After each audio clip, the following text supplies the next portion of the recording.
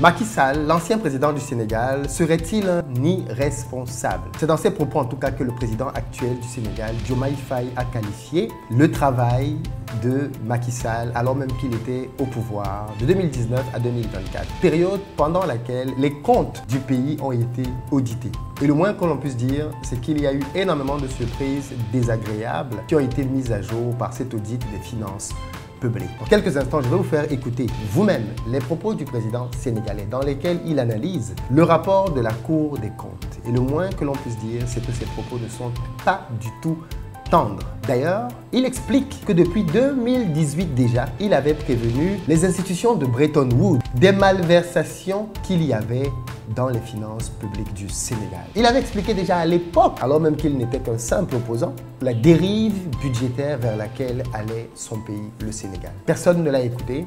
Aujourd'hui, il est aux commandes du pays et il a voulu d'abord commencer par regarder de près ce qui s'est passé. Après être revenu donc sur la situation elle-même, nous nous poserons une question au sortir de cette vidéo. Macky Sall peut-il réellement être inquiété maintenant qu'il vit au Maroc et pas au Sénégal? Peut-il être extradé du Maroc vers le Sénégal de force pour répondre aux autorités sénégalaises?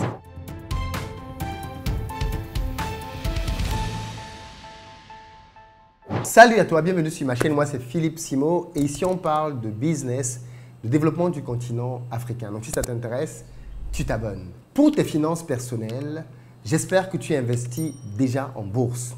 Si tu n'investis pas encore en bourse et que tu ne sais pas comment le faire ou alors tu ne sais juste pas pourquoi tu devrais le faire, j'ai fait une série de vidéos dans ce sens qui paraissent cette semaine sur la chaîne et je t'invite à les regarder. En revanche, ce dimanche, j'organise une formation à partir de 20h heure de France, au cours de laquelle je vais t'expliquer pourquoi et comment investir dans la bourse en Afrique.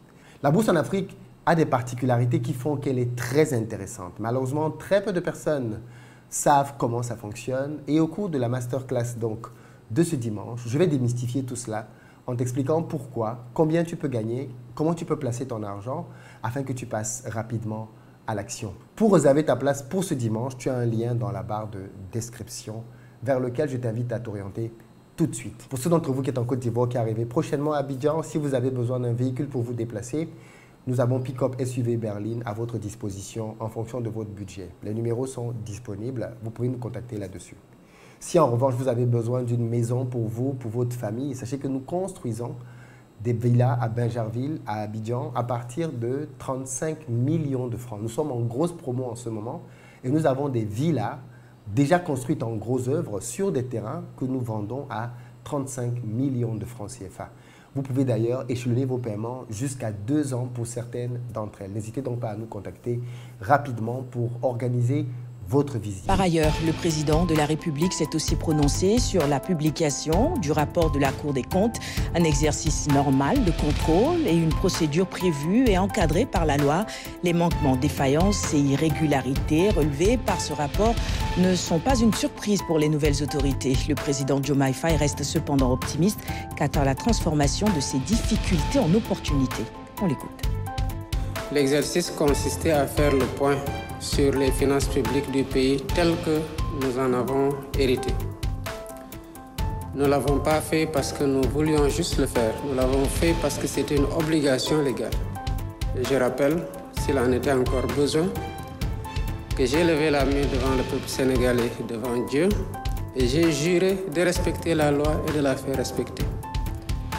La loi qui date de 2012, qui porte Code de transparence dans la gestion des finances publiques au Sénégal, qui est d'origine communautaire mais que nous avons internalisé, m'oblige en tant que chef d'État nouvellement élu de faire la situation des finances publiques d'une part, ce qui a été fait par l'IGF, et de prendre le résultat et de le donner à la Cour des comptes en tant qu'organe indépendant vis-à-vis du gouvernement aux fins de certification. La Cour des comptes a procédé à cet exercice et a rendu public le rapport comme l'y oblige aussi la loi.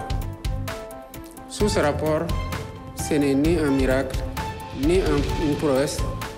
À la limite, c'est un exercice qui désormais, tant que cette loi-là existe, doit relever de la banalité.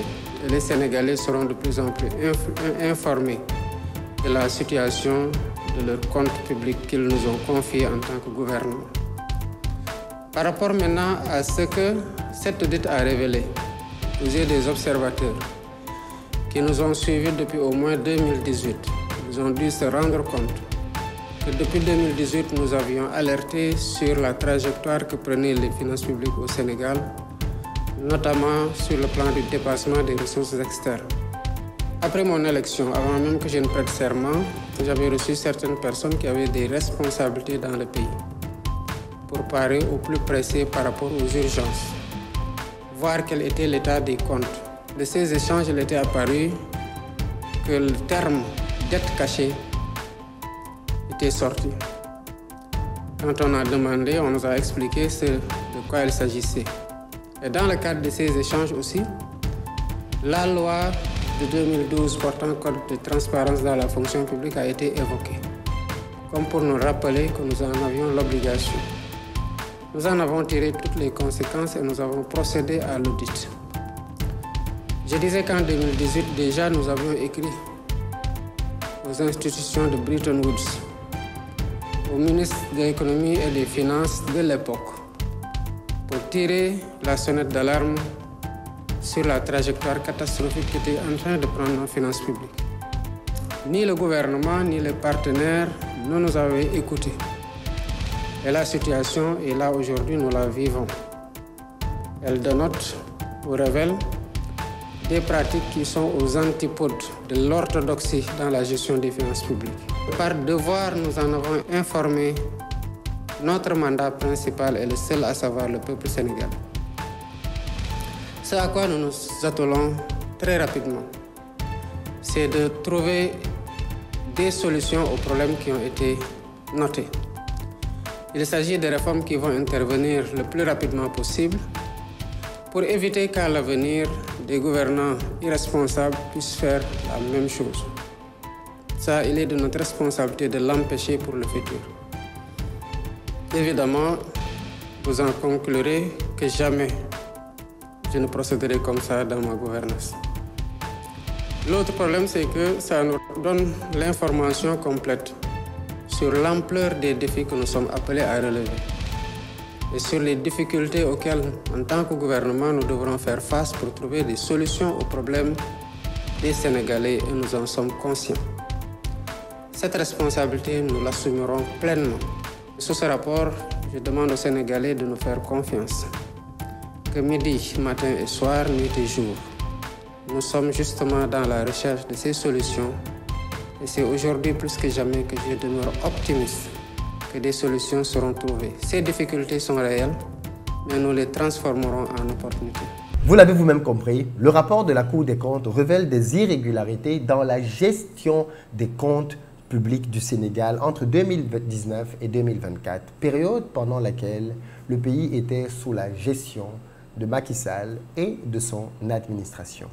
D'ailleurs, le porte-parole du gouvernement actuel est allé un peu plus loin dans ses propos et a qualifié Macky Sall de chef de gang. Écoutez vous-même ce qu'il a dit. La Côte est certainement l'une des institutions les plus crédibles de notre République. Et nous pensons réellement que lui, aujourd'hui, tout ce qu'il a à faire, c'est de demander pardon aux Sénégalais. Je ne lui donne vraiment pas de circonstances atténuantes. Il a mal géré ce pays. Il ne l'a pas seulement mal géré, il a posé des actes extrêmement graves. Vous savez très bien que tout ce qui s'est passé sous ses ordres. On peut même le considérer comme le chef de gang qui a commis des actes criminels dans ce pays. Des poursuites judiciaires ne sauraient être évitées. Le président de la République est le premier responsable des actes qui ont été posés. Donc, inévitablement, il fera face à la justice. S'il n'a rien à se reprocher, il n'a qu'à venir. De toute façon, nous savons que nous avons une justice indépendante. Si la justice trouve qu'il n'a rien fait, il sera épargné.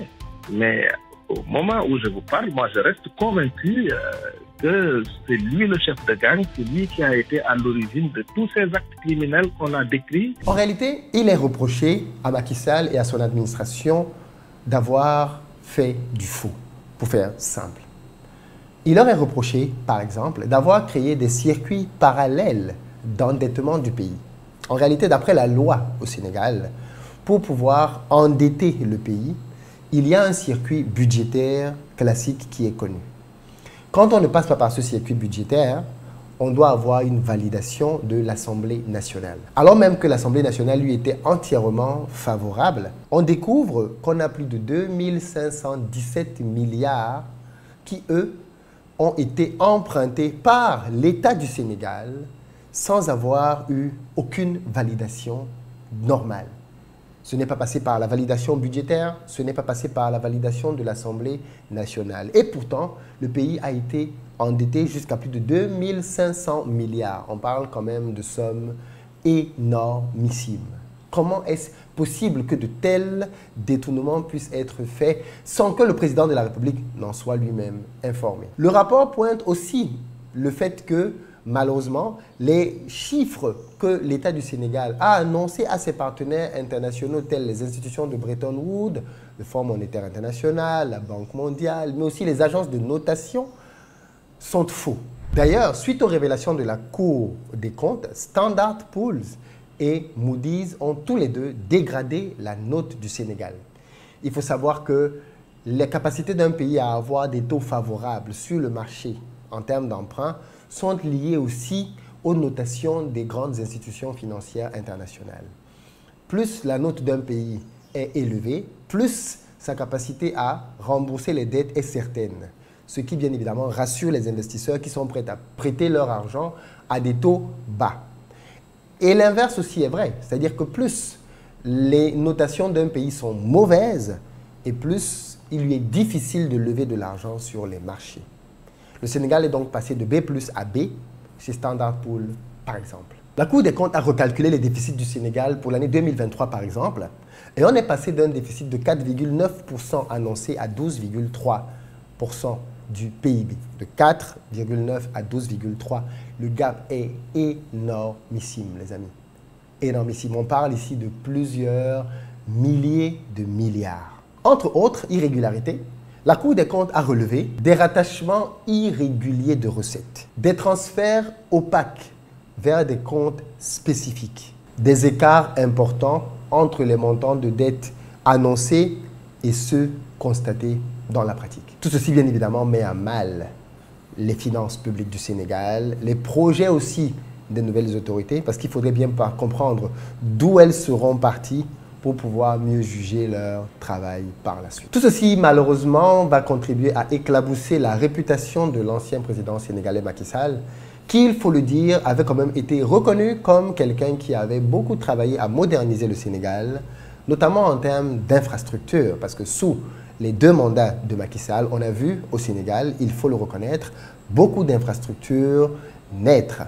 Mais ces derniers événements, s'ils s'avèrent être vrais, vont très fortement, très lourdement entacher l'héritage du président sénégalais. Il s'ensuit une autre question. Macky Sall va-t-il pouvoir réellement être poursuivi, sachant qu'il bénéficie de l'immunité d'un ancien président et qu'il ne devrait pouvoir être, d'après son camp, interpellé que pour haute trahison? Bien évidemment, les prochains jours nous le diront. Macky Sall lui-même a bien évidemment réagi à ce rapport en le rejetant. Mais est-ce que les autorités du Sénégal ont vraiment des moyens de forcer Macky Sall à venir répondre devant la justice sénégalaise? Il faudrait pour cela que le Maroc accepte de jouer le jeu. D'après vous, est-ce que c'est une procédure qui a des chances d'aboutir? Dans les commentaires, j'ai hâte de vous lire.